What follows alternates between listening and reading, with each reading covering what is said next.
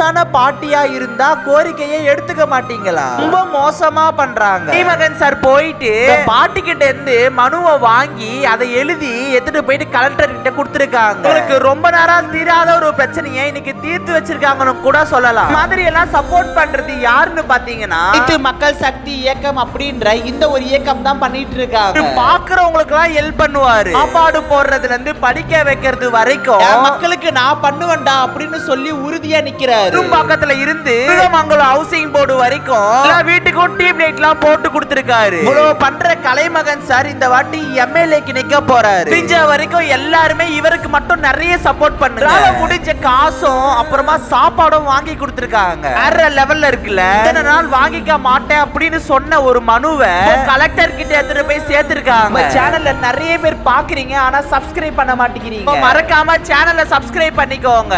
GPay number போடுறேன். உங்களால முடிஞ்சா ₹1 இருந்தாலும் ஷேர் பண்ணுங்க. அது மக்களுக்கு போய் சேரட்டும்.